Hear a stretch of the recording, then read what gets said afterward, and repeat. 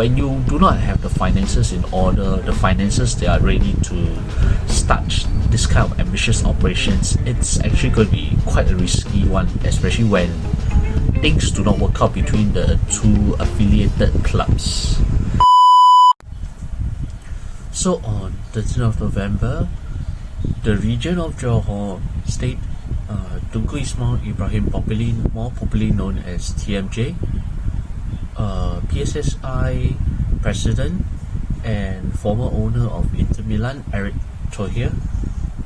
Persib Bandung owner Glenn Sugita, and Singaporean billionaire Peter Lim, who is also the owner of Valencia Football Club in Spain. They all gathered together for, we can say, an 8 eyes meeting to talk about the future of football in Southeast Asia, and especially discussing potentially revolutionary agenda or program that could come to pass in this part of Southeast Asia, the maritime Southeast Asia, or as I think maybe the Bahasa speaking folks may term it as the Nusantara. Although the details of the discussion are not known, from the messages, from the posts that Eric Thohir and TMJ had respectively posted, it indicated a potential seismic shift in how club football is going to be done or run in Southeast Asia in the near future. With a current club owner local club owner in Glenn Sugita, and also overseas club owner who is based in this part of the world, also involved in running a football club, things could get very interesting indeed. So typically the traditional way for club owners to gain leverage in global football and also to retain their roots in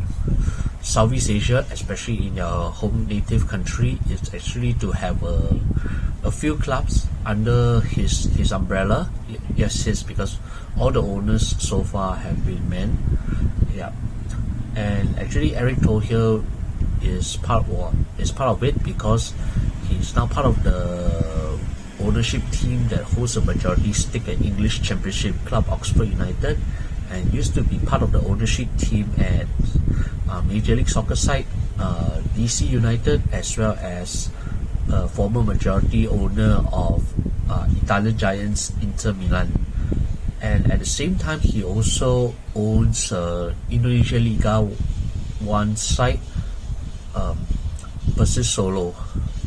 Then you have others like the King Power owners, or the King Power group of companies, who actually own Leicester, English Premier League side Leicester City, and Belgian side OH Leuven. And I think they also have links with a few Thai League 1 clubs, who I think where they have some stakes or they have some partnerships, notably with Buriram United, one of the leading clubs in the country. And also at the same time, there are also other Indonesian owners who have also been involved in a similar scale recently. The Hartono brothers using PT Dutch Room, and also their sports body of the conglomerates. They own the Italian Serie A side Como 1907, and were also the main guys behind the Indonesian football reality program Garuda Select, which ran for a few seasons and has produced a number of players for the senior national team, or the Garudas. Then you also have Vincent Tan, who is currently still the owner of Cardiff City and Bosnian club FK Sarajevo, and also the Kotičić, I think, the Belgian club, where he compelled them to sign the then precocious local young striker Lukman Hakim Samsudin. I think probably if I get one or two facts wrong, but This is as much as I can recall, but this is the traditional way of having a few clubs under the umbrella, whether it's through the ownership group or I think through individuals with their personal wealth in which they manage the clubs. However, in recent years, particularly since the last decade, first the JDT Football Group and also Red Bull, yes, the sports drinks manufacturer, they have respectively actually consolidated a number of clubs globally under their umbrella. Red Bull were the pioneers in this with, I think, where they had, I think, Red Bull Salzburg, because their manufacturing headquarters is based in Austria. Then this was followed by the controversial majority ownership of Red Bull Leipzig after they took over a German 5th division club and rebranded it as such. And subsequently they had, we can say, RB, New York Red Bulls, and a number of other clubs in North and South America, and recently bought over the J3 club, the Japanese third tier side, Omiya Adija, and so far it has provisionally rebranded it as RB Omiya Adija, although it has yet to be confirmed by the J-League authorities. By having this consolidation and then, I mean, pardon me if I jump a bit there, then there was also the Manchester City's Football Group, where Manchester City is the main parent company, and this is where you have several, I think today there are actually a total of 13 clubs excluding City, 13, 14 like that, if 14 if I include City, where you got actually clubs from around the world which are under the JDT Football Group umbrella, and among them notably in Asia, where they have a stake in J1 side Yokohama F Marinos, Indian Super League side Mumbai City, and Melbourne City, the A-League men's side. And they actually tried to include Singaporean club Geylang International into the umbrella, but talks subsequently broke down after it was first reported by Straits Times in 2023. So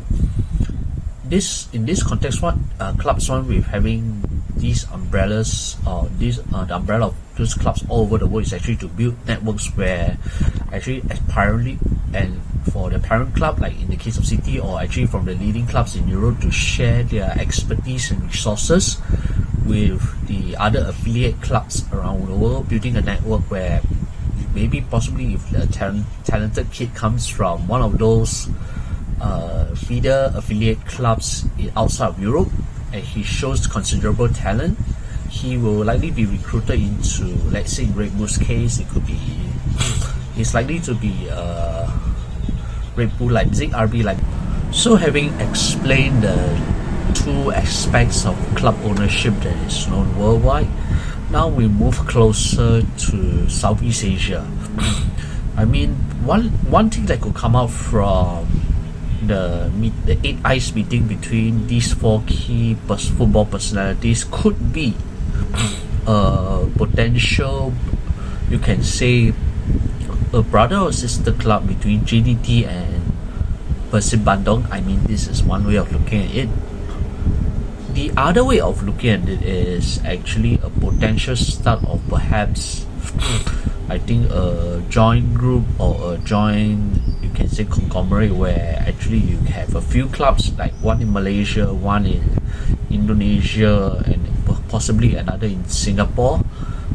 to actually work together to form this, you can say, a mini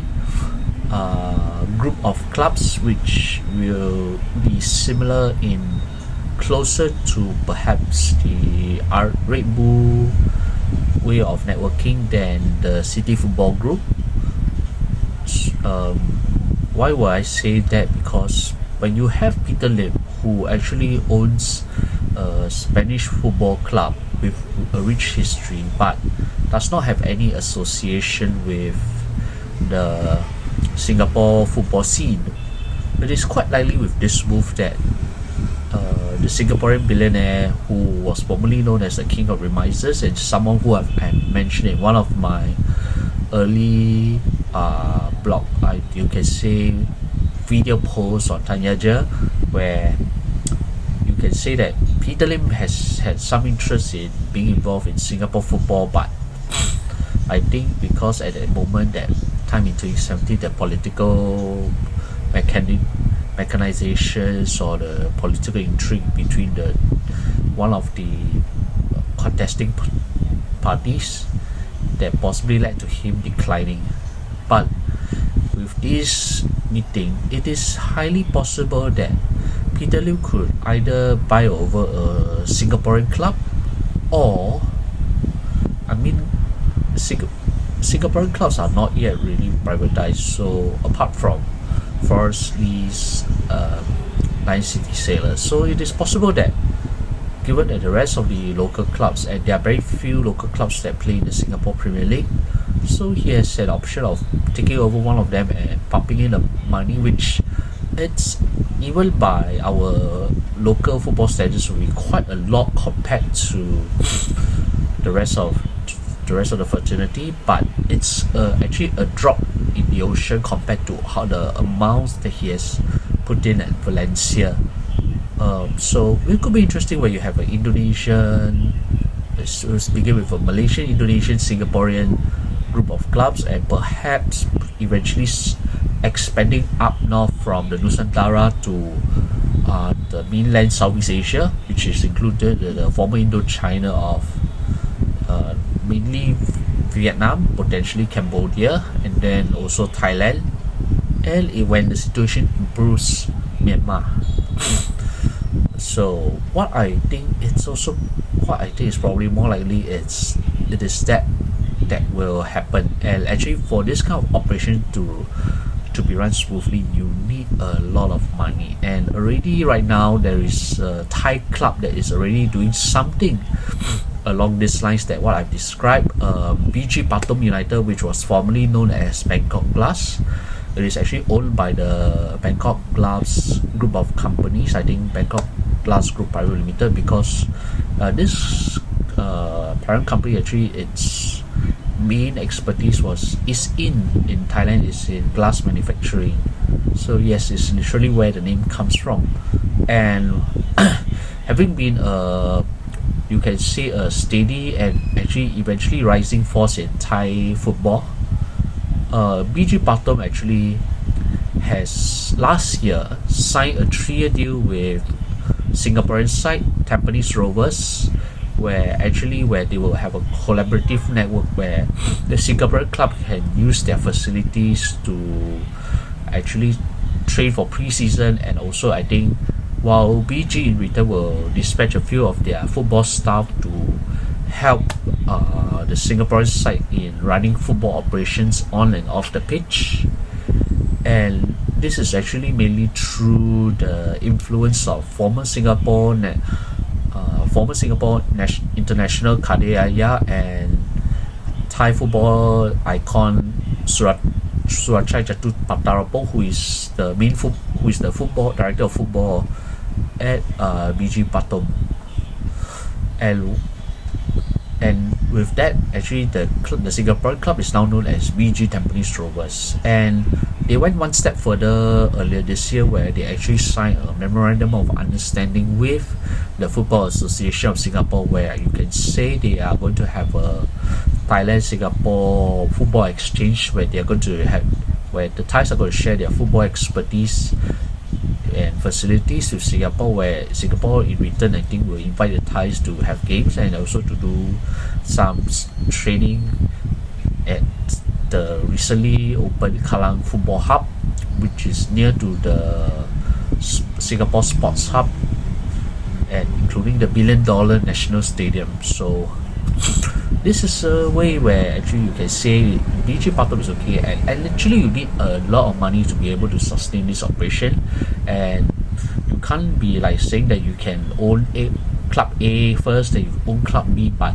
when suddenly things on the owner's business go bad, that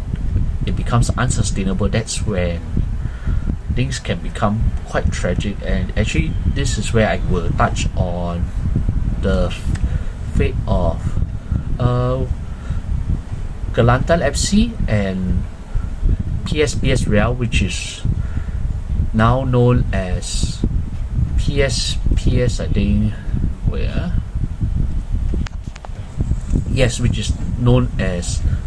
PSPS Pekanbaru, which is one of the main cities in the Riau Islands. The reason for this is that the owner of these two clubs, Malaysian businessman Norizam Tukiman, has actually failed to pay the players and also actually provide satisfactory financial outlay for both clubs, leading to actually the eventual expulsion of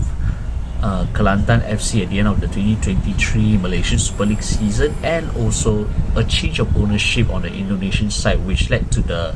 rebranding of the club name. So when you do not have the finances in order, the finances they are ready to start this kind of ambitious operations, it's actually going to be quite a risky one, especially when things do not work out between the two affiliated clubs. And the thing is, it can be similar in stature or one lower, one higher, but ultimately money does talk, and money is needed to pay the salaries, to pay for all these collaborations, the travel costs. I think you can say the equipment needed for maybe the parent club or even for the subsidiary club, and other factors that come in. And why JDT Football Group and Red Bull are so good in doing this is because they have vast resources. Yes, I think it's City, Millie and Manchester City, but they spread it out to, it's not spreading the wealth, but they're able to help by using the JDT Football Group. Manchester City is able to have several affiliated clubs around the world. I think a similar concept runs at Red Bull. When you have these affiliated clubs which are rebranded after Red Bull buys them over, or in a few cases where they keep their name, but it remains to be seen where this is concerned. Then Red Bull where many of them will actually carry the Red Bull trademark, usually by name and by the jersey colors as well, to actually increase the profile of the sports drink manufacturer around the world. And you do need a lot of resource for that. You can't have just a few hotels and a burger chain, and I think in a local enterprise to do this. Otherwise, how did Vincent Tan manage to keep funding Cardiff City? Or in the same case about Peter Lim, the Singaporean billionaire, I think he had made he was known as the king of remisers for making huge gains in the stock market, but also I think through his business deals eventually. I think without these massive resources that you have at your disposal, you can't run this kind of operations effectively. And where we are looking at eventually in Southeast Asia is, I think, possibly a conglomerate where you have a few network clubs where JDT, Persib Solo, Persib Bandung, and the Singaporean club under Peter Lim, and perhaps eventually a Thai club. And it's not going to be your likes of your Ports or Buriram or even BG, because they are quite rich and stable on their own, or even Muangdong, although Muangdong's recent seasons have been rather wobbly results wise, but they are still owned by the Thai Cements Group, SCG. So you take a club which is maybe the lower end of the table, or which is in need of some finances, because it is quite common in Southeast Asia to find clubs in many parts of this region where their salary arrears, where they probably promise high salaries but fail to fulfill them. Perhaps the only exception probably is in Singapore. But even in Singapore, without the money to fund even money from Singapore Pools, which has been the main benefactor for the Singapore Premier League, it is very hard for these clubs to run themselves, because the return of investment in for these clubs. It's not a business. Yes, it's classified. These clubs are in Singapore classified as charities, but without a business model, it's going to be very unsustainable. Even though they have hung on for those surviving clubs, they hung on for up to 2 decades. So this is, but what you are going to see is probably a network where you actually going to have a rather super network of clubs in Southeast Asia, where they will each tap on each other's resources, and you can say the context of the key personnel involved who probably used to play for their various respective national teams in this part of the world before they went into football administration. And what I would say is, I think if I look at the Thai club potential partner, it could be Muangthong. I do find it very hard pressed to see Nguyen Chichop being as willing to do a collaboration as how TMJ and Eric Tohir are, because Nguyen Chichop, all said and all done, is a former Thai politician and is the warlord, you can say the main head of the Buriram province. And why is he going to sacrifice that power to do this wider network? Although you can say in contrast, like TMJ is now the regent of Johor in place of his father, who is now the Yang di-Pertuan Agong of Malaysia. But still TMJ continues to, you can say, invest his time in football and wanting to grow not just Malaysian football, but eventually help to grow the rest of Southeast Asian football. These are where like-minded individuals have come for that meeting. So I think the best possible case where Thai club is concerned could be, and I say could be, it could be Muangthong United, or it could be any other club in the Thai League, especially possibly in Thai League 1, but without BG Patom or Ports or Buriram. Yeah. Then Vietnam. This is where it's a bit tricky, because ownership of these clubs are all mainly under, you can say, local conglomerates like Hanoi TNT, or you could have a military-backed team in Hanoi Công An. Then you have also provincial teams that are also who feature regularly in the top flights, V-League 1, like Da Nang. These are the possible clubs that we can look at based on their history and also their Asian record. Cambodia, yes, this is where it's tricky, but Cambodia has been rising rapidly in the economic front, and it's no longer really the third world backwater that it used to be, particularly in Phnom Penh. So potential partners could include Phnom Penh Crown, or Visaka, Bongket, and you can pre-Canrich Searing, who are currently also competing in the Shopee Cup. So plenty of options there. And eventually, let's say when the situation in Myanmar is calmer, a lot calmer, when the civil war ends, you could look at the likes of Shan United or Yangon United for starters, or Yadaram. Yeah, these two clubs mainly as starters, and they could also potentially look for another club where you can expand this Southeast Asian base, where you know that unlike in Europe, where you got these established borders and football traditions that were more than a century old, Southeast Asia is really just beginning. So it's going to be quite tricky, but you need all these clubs to have a decent financial base to be able to do it. How about other clubs and all that? We do not know. Whether do the billionaires in Southeast Asia really feel the same way, especially those who have already owned clubs in Europe, such as your Hartono brothers or the King Power, the family behind the King Power Group, whether they are willing to take a single club to be part of the family, it remains to be seen. But already the first steps of this potential regional football club revolution or evolution, it's beginning, and it's very interesting to see how these leagues, once the concrete plans are revealed,